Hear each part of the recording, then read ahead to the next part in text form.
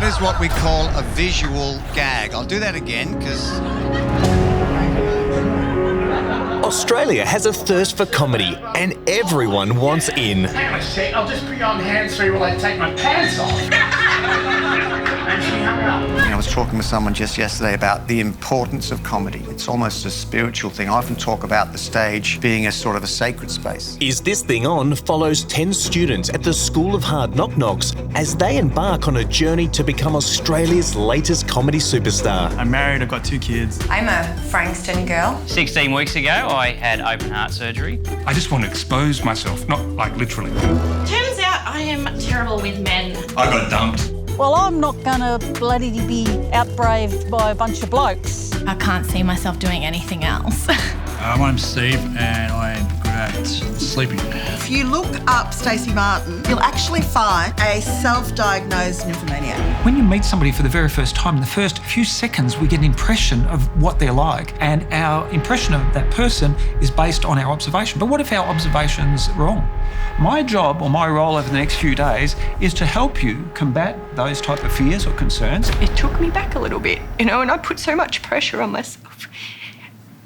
Can I have a second? Over 6 emotionally charged episodes, Glenn Nicholas leads the class through the intricacies of crafting the perfect stand-up comedy routine and how to deliver it. So famine, drought, war, doing the washing. Along the way, the students are guided by some of Australia's funniest performers, Take off your clothes!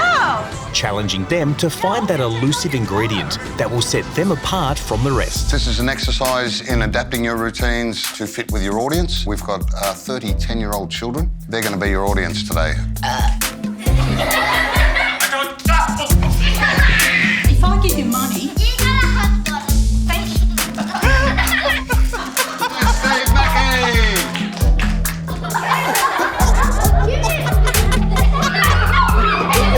That will be the hardest gig you do in your comedy career. That was just like, oh mate, that was just hilarious. When you graduate from the School of Hard Knock Knocks, you're going to be out doing gigs. And I thought, well, why not come and see some people who've already been through that process? This is how you learn comedy. You learn it by doing it. Soon I'm going to take you out of your comfort zones into a heckling environment. At least you didn't mention the elephant in the room. We're actually going to do skydiving. Make sure you got nothing on you that can fall out of your pockets, and then we're going to jump outside, do our shoelaces up nice and tight, and then start going into the skydiving gear. Are you not going to jump? Oh, fuck no, not in this, no way. You get so scared, it's that fear, right, that's trying to convince you not to do it, but he has to get out of his comfort zone, right? I'm Greg Fleet. Give me some light. Thank you.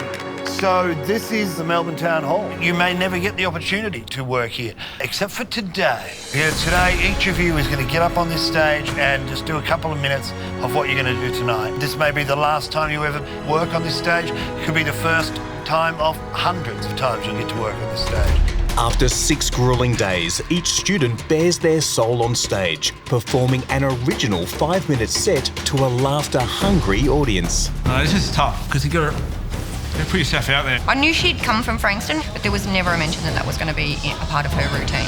1, 2, 3. Sleep now, drifting down, relaxing deeper and deeper. I mean, her stuff, she lives in Frankston. She's been here her whole life. No matter how hard you try, you will not be able to remember your first name. Took sleeping pill, forgot to set the alarm. No, I'm not talking about that. My name's Steve. Pleased to meet you. Your name is? Bayside suburb or... No, I basically use suburban Melbourne. No. For some, the pressure is too great. Speaking, presenting, comedy is all about timing. For others, the process has provided a platform for change and growth. So I scheduled in a meltdown at 6 o'clock last night, but we were running late home, so I pushed it back to about 7. It was tingling a little bit as I was kind of looking around. I'm going to make it a goal that I will be on stage here one day. Whether these 10 people go on to become comedy superstars of the future remains to be seen. You know, they'll be thinking, what if I screw this up? It's almost like a trick, you know, you can convince people that you're fantastic just by being confident. One thing's for sure, the journey has changed each of them forever. Do you want me to follow him? Yeah. Chaos, tears, fear, and cutting-edge clever comedy. Not for the faint-hearted. As each one of these brave tryouts steps into the spotlight, taps the spittle-encrusted microphone and says, "Is this thing on?"